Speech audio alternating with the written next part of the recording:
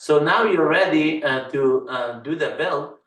You create a virtual environment, install PyInstaller, and then build and distribute your app. How simple it is, 3 steps. You create the virtual environment, install PyInstaller, then use PyInstaller to create the one file and give it the distribution, the executable from the distribution to your users. A virtual environment keeps it clean. One file bundles everything. Built on a target operating system, whether you can do it on Mac or Windows or Linux. It is there. The distribution will have the binary or executable link format file, .exec file or executable link format. Well, users will run that one. Please make sure you like and subscribe our channel. We're not done here because I'm just done with the lecture. I'm gonna do a demo on Windows and Linux platform so you can fully understand how to do it. Okay, so let's get that done. And right here, I'm gonna go back to the Windows first. So on the Windows first, let's go right here. And this is my prompt. So if I say, first I say git host, that one tells me that I'm running PowerShell version 7.5 there. I don't have to have that information. Host name is just telling me that I'm on a Windows information.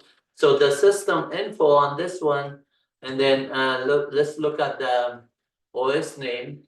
For the operating system, you can see I'm running Windows 11, Microsoft Windows 11 Professional Edition.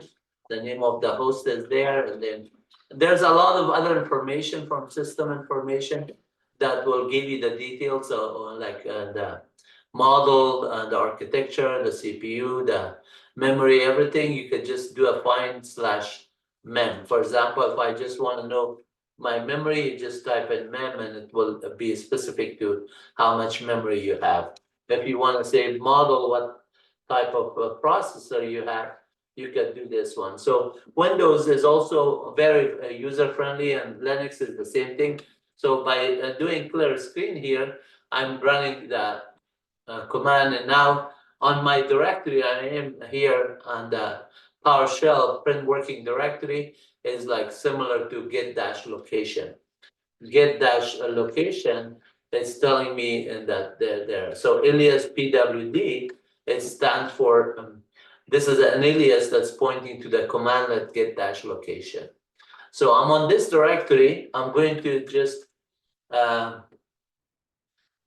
out what version of Python I have. Python, so Python dash version, you can see is 3.12. And then what version of PEP I have, PEP dash version, it is for Python 3.12, PEP is 26.0.1. And then that's Python 3.12. So at this time, in order for me to just go ahead and create a virtual environment, I could just say, let's create a directory called my project or whatever. Let's make a directory my project. Okay, now I created that my project. If I had created in the past, it would have some content.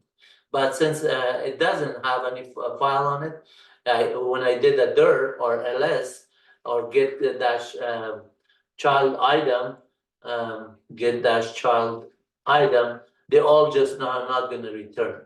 So alias ls is saying that it's pointing to get dash child item.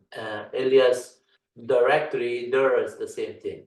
So if I say get dash command and dir, you can see that the dir is an alias, right? So if I say get dash command, get dash child item, you can see that is a commandlet, and that commandlet has this one, Microsoft PowerShell management, right? So at this time, I did this one. If I say sort by last items, there's nothing in here. If I say make dir new, and then I now do a dir, now I just created rm dir new, and then now that directory is gone. So I don't have anything here. What I'm going to do is say clear screen and then say Python dash dash version. I have this one. If I say Python itself, I'm going to drop off on 3.12 here. So then I say import, let's say import the sys module and sys dot version info, and then it tells you that the version of Python is 3.12.0, right? So sys dot path will tell me the path. Sys dot version will just give me the version of Python. Sys dot platform will give me the platform windows. It says that maybe executable, and it tells you the path where my system Python is under 3.12. This is the directory where it is installed there. So if I just exit out of this one, and then I could also run this command right here and just say this one dash dash version, that also tells me the same thing. So that get dash command, Python, if I just say it, notice it tells me this is where the source is. So get dash command on PowerShell is very useful. It's like a which command or on Linux, or where is command and locate command. They're very nice commands on PowerShell on Linux as well. So I'm on here. I did directly, nothing is there. So I'm gonna say Python 3, and then I'm gonna say dash M for module name, virtual environment, and I'm gonna call it my virtual env. And then now I'm going to create the virtual environment directory, because in a Python Windows environment, virtual environment already comes with it. The minute they run the dash M virtual environment, it says, oh yeah, virtual environment is already there on the system. So if I was doing git dash command and then virtual env, you could see that is not showing anything, because that's a Python command and the modules here. But if I say Python 3 and then go here and say import virtual environment, now there are virtual environment, you can see there's a lot of double underscore method, dunder magic method, as well as these other ones, create, logger, logging in main, and other ones. They're all kind of like some modules or something related. So sys modules there, OS modules there, SHUTEL is there, so sysconfig.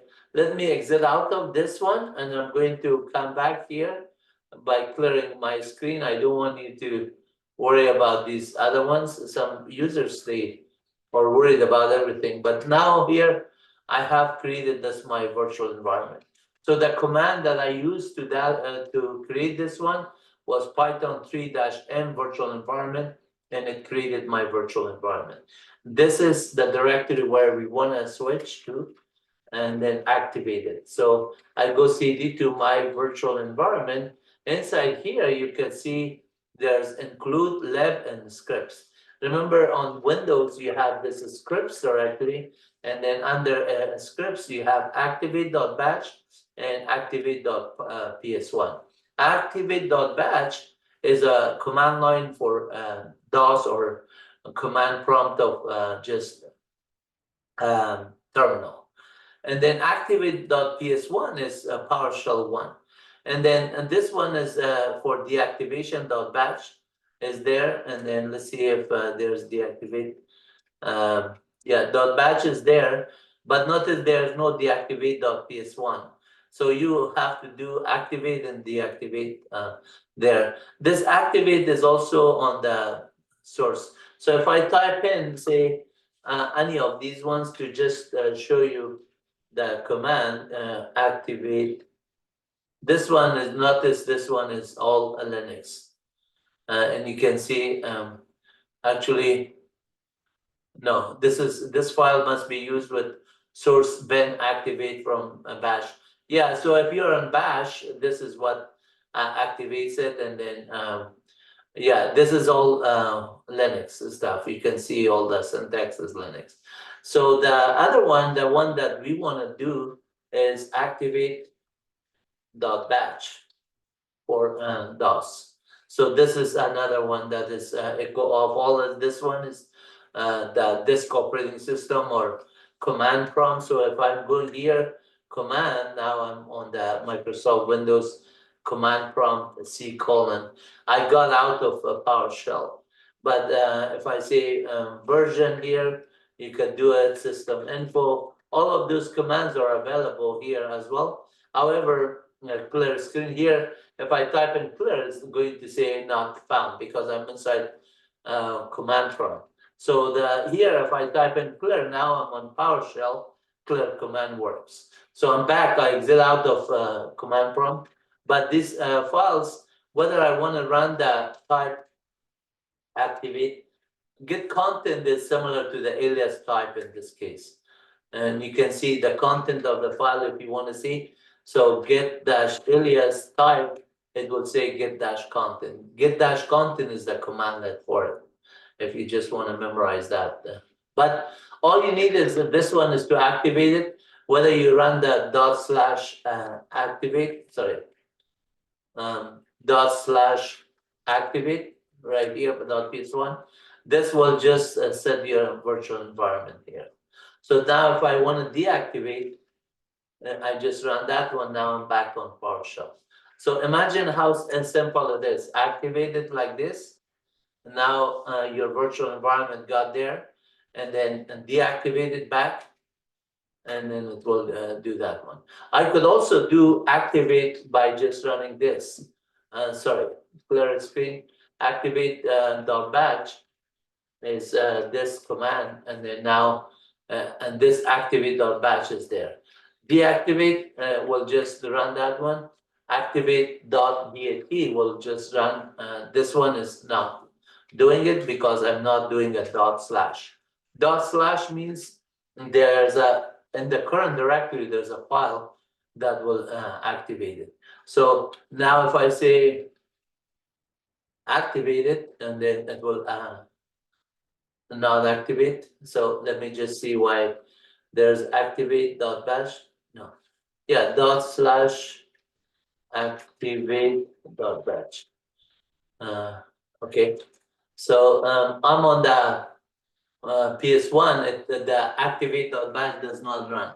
But if I'm going on the command prompt here, and then I go here, clear screen, let me see, clear screen, under,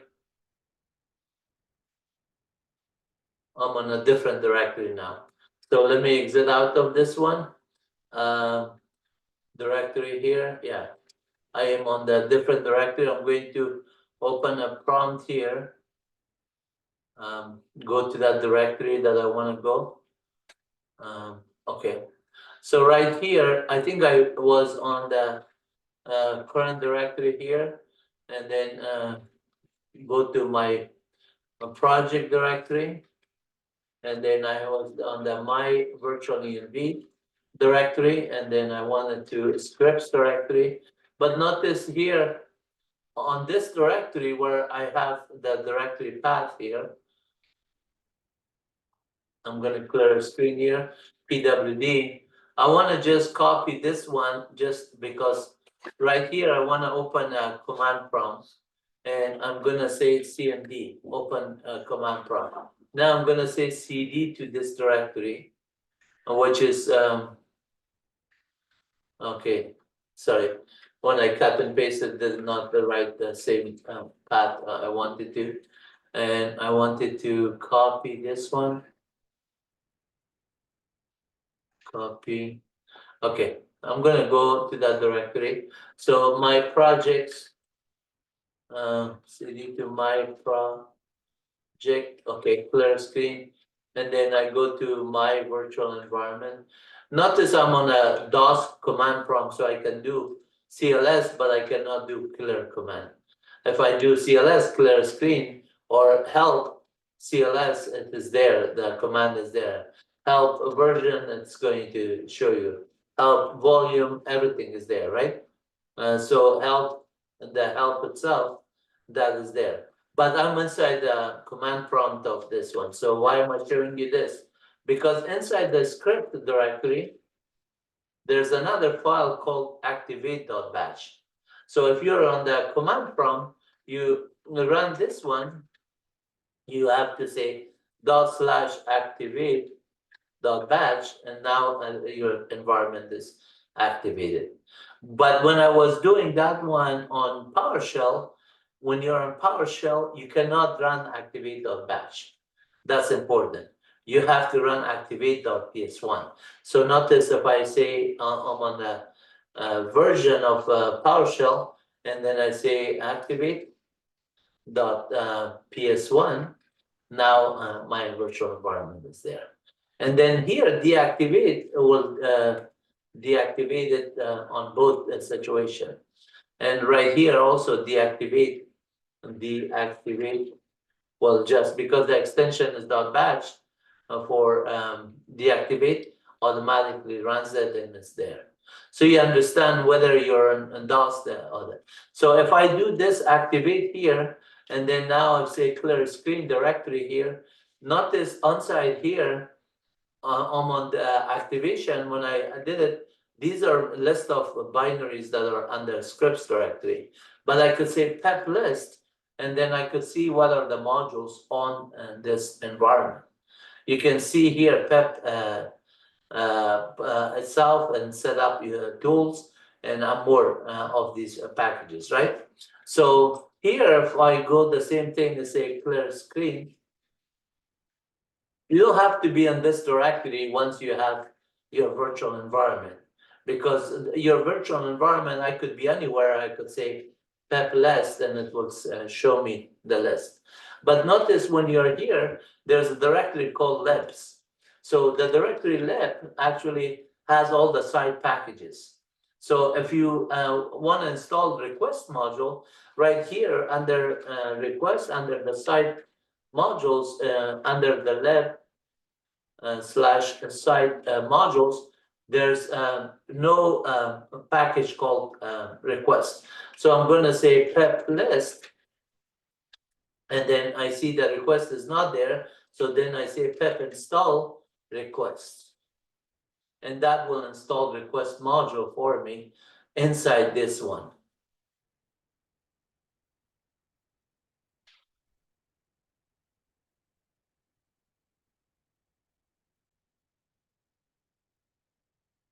So now I installed it with the request module. If I say pep list, you can see that request is there. With request, there's other dependencies that was also added to the system. So you can also do pep list if you have a bigger list here. You could say, give me request only, and then you could just say that one is there. So, and then in order to install the module, you could say pep install TK interface, and that will install the TK interface is there. So now I'm seeing that the version of Python pep needs to be upgraded. So I'm going to do that one.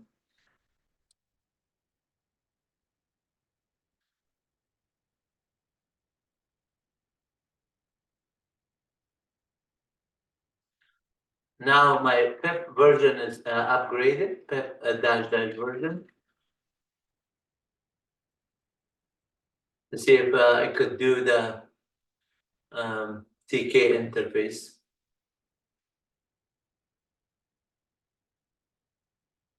Okay, could not find the version that satisfies requirement. Pep search TK interface.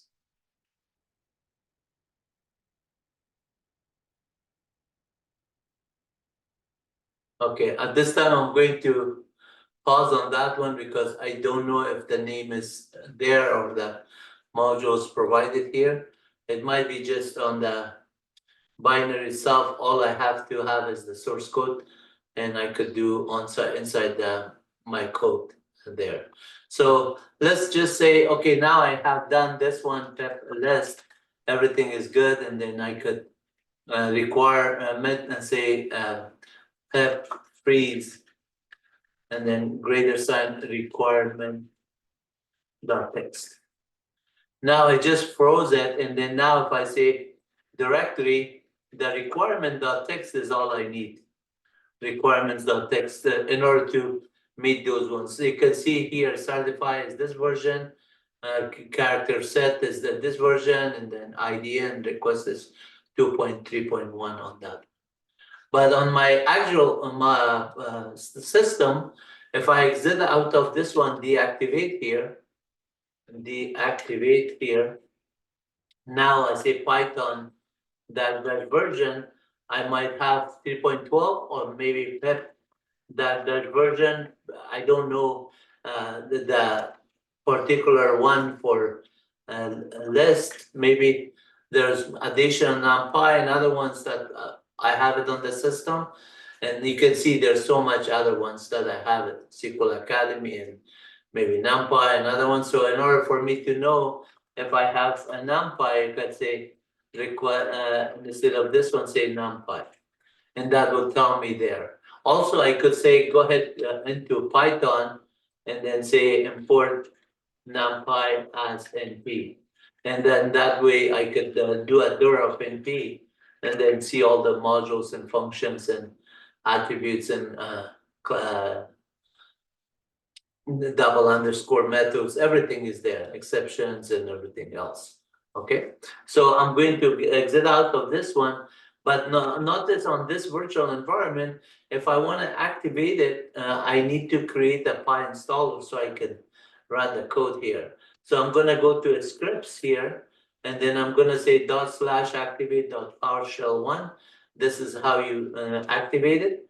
Now I have activated, I say pep install and then PyInstaller. This will install PyInstaller module, and once install PyInstaller module, then I just run it with creating the one file and so on. But I need some source of Python, right? So I have already written some source here. Let's go to that directory. I'm gonna say deactivate deactivate deactivate. You have to do that one now. I'm on that directory. Here I'm going to go my downloads directory, and then directory here. And since I'm on Windows, I'm going to do this to see the last files, PyInstaller, tutorial, PTX, and my project. So I'm going to go to my projects here, CD to my projects, yeah, I'm already there. No, direct CD to my projects, my project with without the CD to my virtual environment. And then notice here, I have a number of scripts, right? So I'm going to copy one of them. Let's say copy this one. In order to see the content of that one, graphical user interface 1.5. When I do a type, notice here I say from tk enter. Tk enter is already in Python, so I didn't have to install it. And then tk interface, from tk enter import message, and then do that one. So then I could see that module and then the function tk and method that I could use, and then create this nice stuff here. In order to do this one, I also wrote a name called piece.PowerShell1.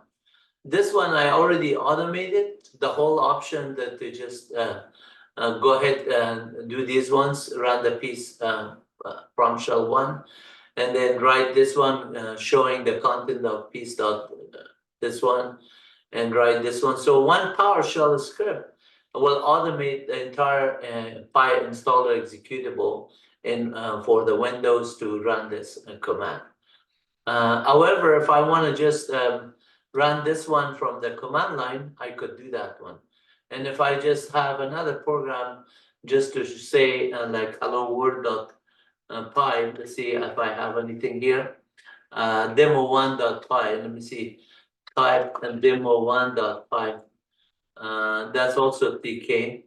So directory star.py, my calc, and then I think it's h.py is a small program. Yeah, so this one just says hello world. This is a new tab, just like nothing serious. So let me copy this one into temp and then copy it in there, or I could just say, what is this directory here? Okay, right here under virtual environment. I'm gonna copy it here under this. And then I say copy h.py to this directory. And also I want to copy GUI1 .py. So doing that on GUI1.py. And then I'm gonna also copy PS1. So copy piece.ps1 to same directory structure. Okay, so now we're ready to just execute it and run it. I'm gonna go to this directory here and notice that I have a couple of Python scripts, okay? And then GUI1 and then H. So type h.py. If I just want to run that one from the command line, I say Python and then run h.py. And that will just run the content of this one, say hello, and then word, and then /t is doing a tab. I need to just pause for a second. Similarly, if I want to run the piece.py or GUI1.py, let's see the content of this one, type, and then GUI1.py. This is what is going to create a two dialog box with greeting, hello Wahid, greeting, hello all at my web university, peace, and so on. So all of that information is going to be there. Peace is very important. I don't mean so on. I mean peace in the entire world, peace and free education for all. That's very important. Hello Wahid is so on. It doesn't matter. So let's go to this. I'm going to run this program called GUI1.py. Notice that if you run this one from command line using Python interpreter, this is not a standalone yet. I'm going to click OK and say hello at my web university. So it writes these three messages here, and then it writes hello Wahidullah, peace in the entire earth, peace and free education for all. Then I say, okay, that's good. I did exactly what I told you.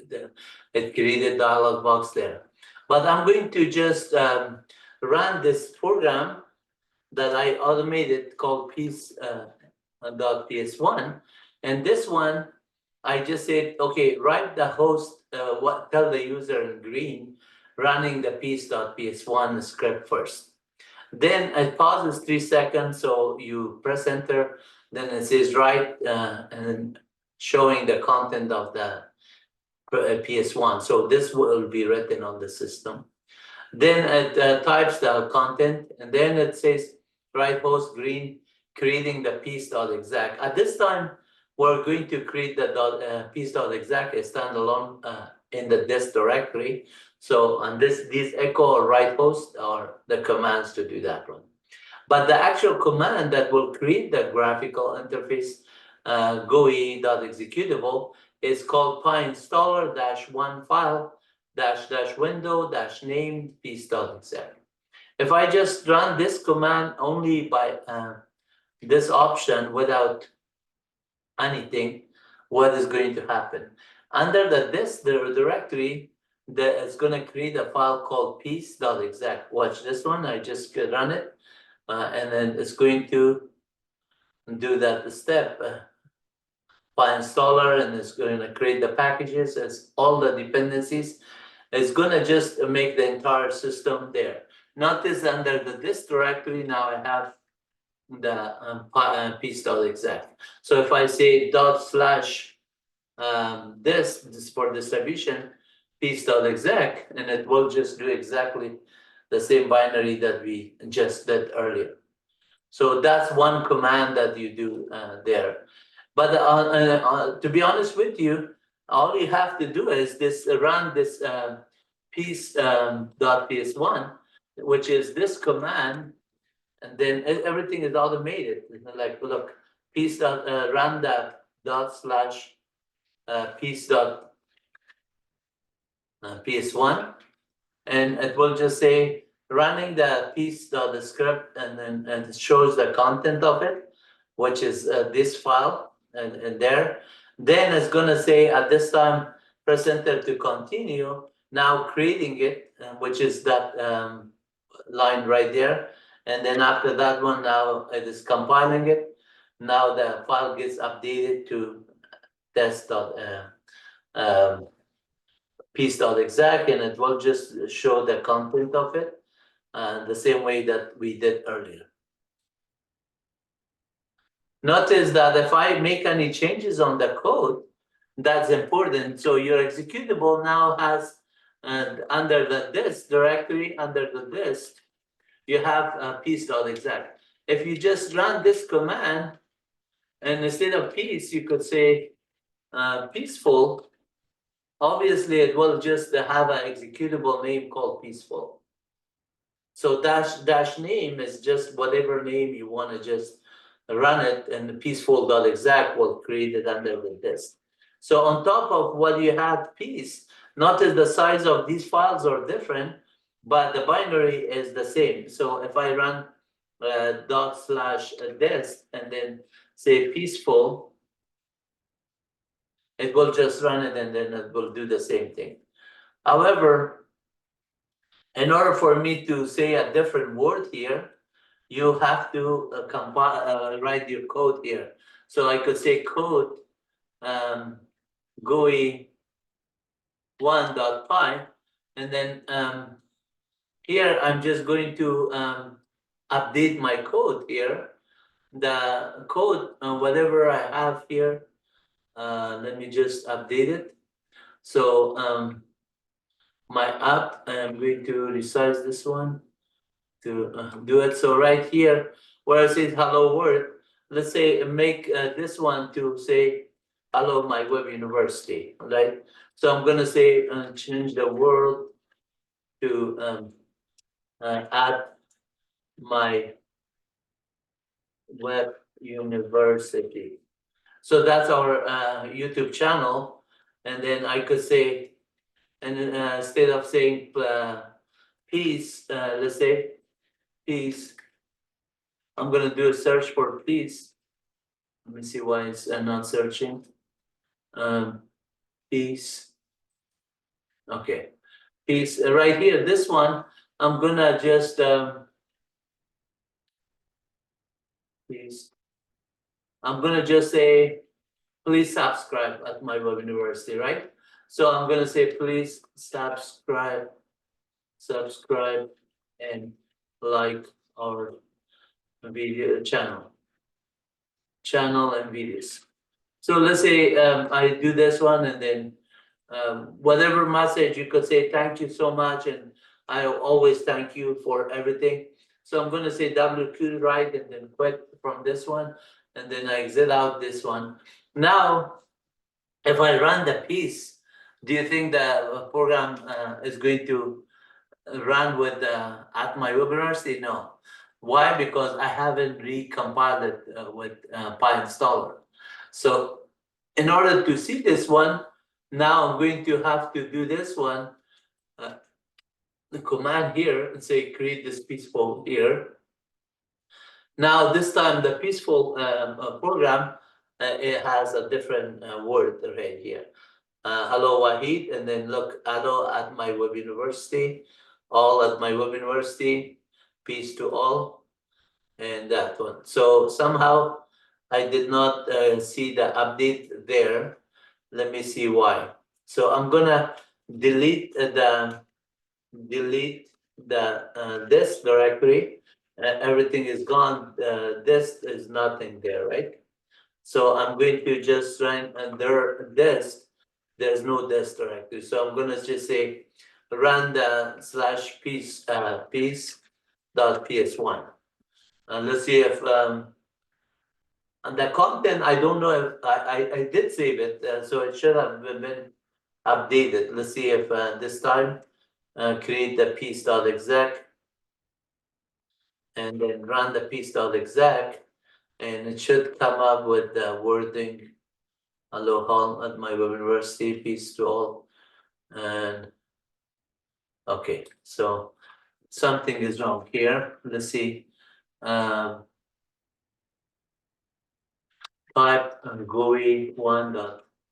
GUI1.5, and actually I did not save it. That's why it should have saved it. So I'm gonna do code GUI1.5. This time I'm gonna save it for sure. Okay, yeah, you can see here it was not saved. So I'm gonna say peace and hello at my web university. And instead of hello Wahidullah, I'm gonna just change this one to at my web university, and then say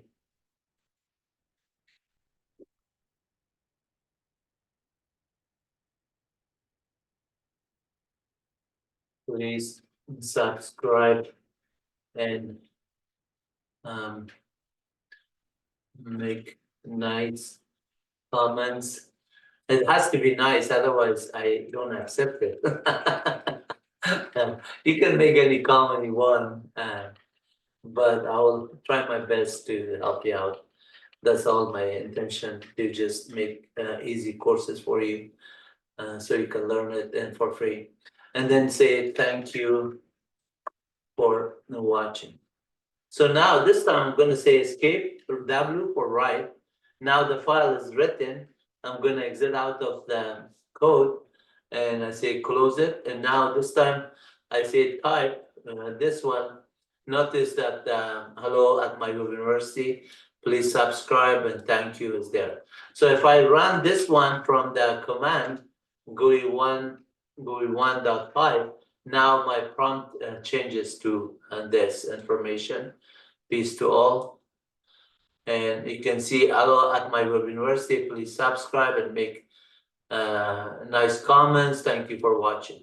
So we did that one, but let's run the piece on the PowerShell. So piece the 1.5 is going to recreate the file, and then everything is going to rerun, and it's going to be okay this time, because the standalone executable is all we need. So then you gave the executable, and the executable is gonna give everything there. So what does that mean? It's like now you are, please subscribe and thank you for watching. This, the directory this, and now you could just say, copy this to C:/temp. Now I go to check directory of C:/temp, and then I have this directory, and then there's nothing right there. I only created this, but if I want to just copy the files also, I could say do the whatever name was it, the piece.exec, yeah. So now I have that one, and now I'm going to say deactivate. And right here, I did deactivate. So requirement.txt is already there, right? I could just say delete out of my virtual environment there. But notice this graphical, and this one, I did not upload it anywhere. I don't want to delete this directory, my virtual environment, because it is missing from the rest of them. So this source code, everything, let's see what is, at the time that I did the freeze, I don't know if I did the freeze. Let me just say freeze again, pep freeze, and then create the requirements.txt. Now I'm creating this requirement.txt, and you can see that there's more modules here and there, a lot of more Pythons at this time, right? So this is inside my, not inside my virtual environment. If I do this requirement, this is not my, this is my system. In order for me to actually do the this, I could just say, okay, take this requirement, move it, move requirement dot text to maybe C colon and users Wahid directory for now. Okay, so I don't have a requirements here, but I could say go to scripts directory and then run the activate.ps1, and then I say now it is there.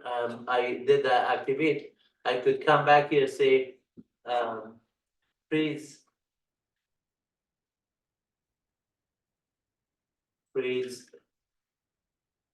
sorry, freeze, and then pep freeze, sorry, pep freeze, and then requirement.txt. So this is going to freeze it and the requirement.txt. Now type requirement.txt. This time it is all this there. Not this is all the modules, but not the pep file there.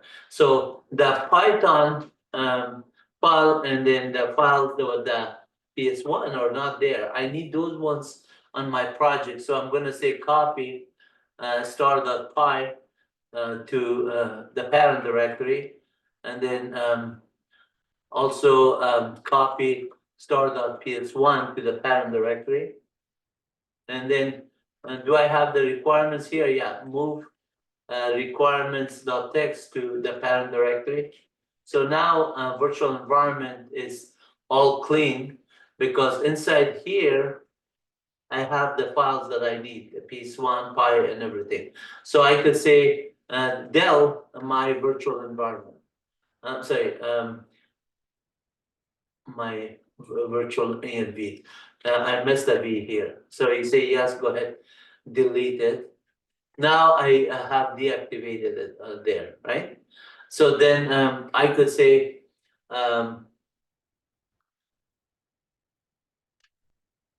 set install, and then requirement dot text. Let's see, pep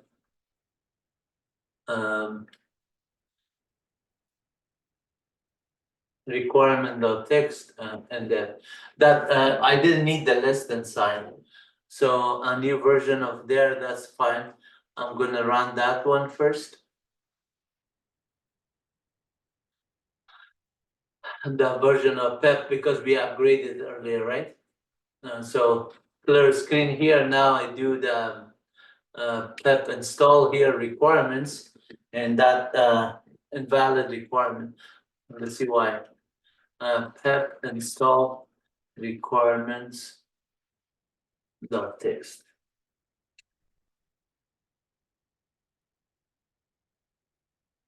Argument pep install a package name on the start of dependency specified requirement dot text. It looks like the path to execute this. Dash R is for reading it there. So pep install dash R and then requirements dot text, and then read from the requirement file. This is how you do it. Now it is building the system there.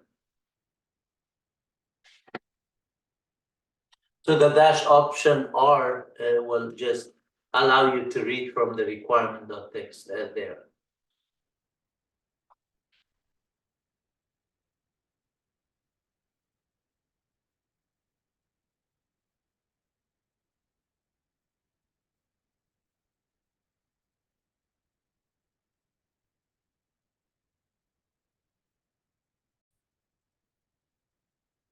So now I have copied GUI1.py and then h.py and piece.piece1. These files inside the project directory. I'm going to freeze it, pep. So if I do a pep list, you can see inside my virtual environment, these are the modules. So I'm going to say pep freeze, and then in greater sign requirements.txt. I create the requirement.txt here, and the requirement.txt has the contents of these modules that are there. So later on, if I go to the directory of where I copied the file, this slash directory under the under the temp directory, I made that distribution directory here, and then you can see directory of c:/temp/this. I don't think I have copied it, so let's just recreate it. In order to recreate it, I'm gonna go to my virtual environment, I think, and here I need to recompile it.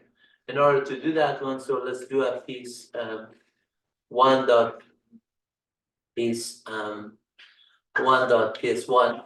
And it's going to just regenerate the executable under the distribution directory.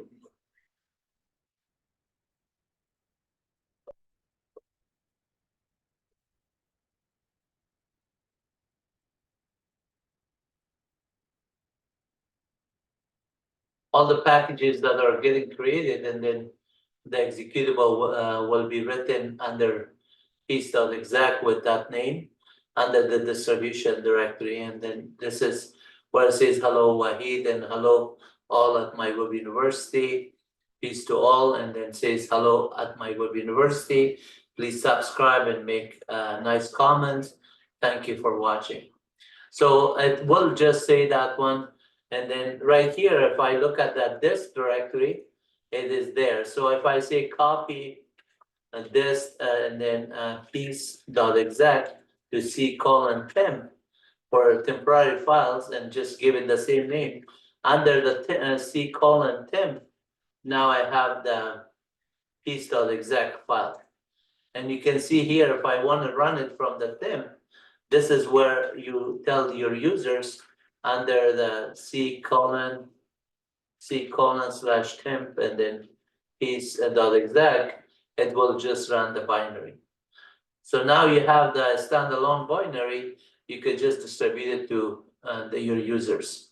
So that is good. Now here, I just don't need my virtual environment anymore. Since I have the requirement.txt, I can rebuild it. And then here I could say delete my virtual env and say all of that one is gone. Now notice that virtual environment is not there. Delete the distribution. The distribution you have to give it to the users. I'm going to delete it just so you can see how you build it again, and delete that build. And so that is also gone. And now the binaries are there, piece the specification. I don't need the spec file. And then this is what I had originally. So inside my virtual environment, if I just want to go activate it again, I could even come out here and just say, go to my projects directory. But notice I'm still inside the virtual environment, but virtual environment is empty. So when I did it, I did not deactivate it. That is something that you should have done, and I forgot to deactivate it. That's why the system is still active. However, I could just say, go to my virtual env, it's not there anymore. Go to my projects and go to my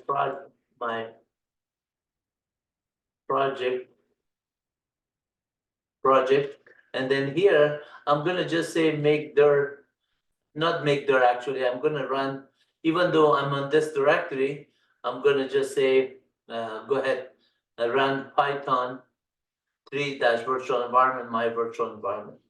This one, even though the parent directory is there and it was activated, it will create my virtual environment with activate and deactivate, so I can run that one. Now I go to my virtual NV and go to a scripts directory and then run the /deactivate, and that will deactivate it.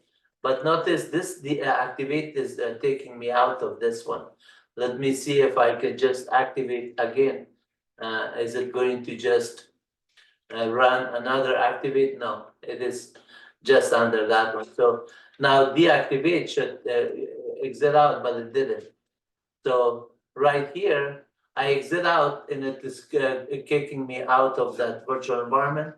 So I'm going to do this. I'm going to go to my project,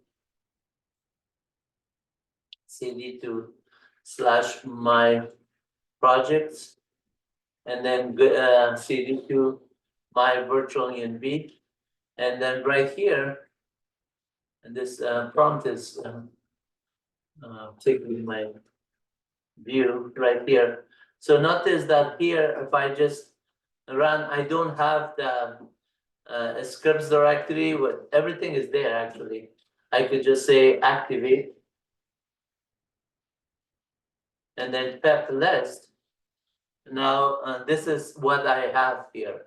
The requirement is going to help me restore what I had in there. So I'm going to go out one directory here and one more directory, and requirements is there. So then I say pep install -r requirements.txt. Now my previous one is going to be installed here with all the modules that I had built at the time.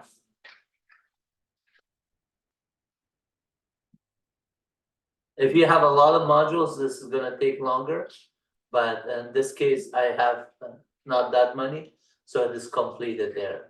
And now if I say pep list, notice that this one is going to tell me exactly under my virtual environment, these are the packages that I have there. So then I could just say, okay, go ahead, run piece.ps1. Notice here, if I just run this directory under my virtual env directory, I don't have anything, right? So I could say, go ahead to run that /piece to just recreate it. So this is how you rebuild it from there. You automate it through one script or second script and activate it, and you're done. But make sure your source are on the parent directory where your requirements is, and that's all important. And now I have built it, and then it compiles it, and it runs here, and then it says the same message that we're supposed to see. Okay, so this is a good example that I showed you for when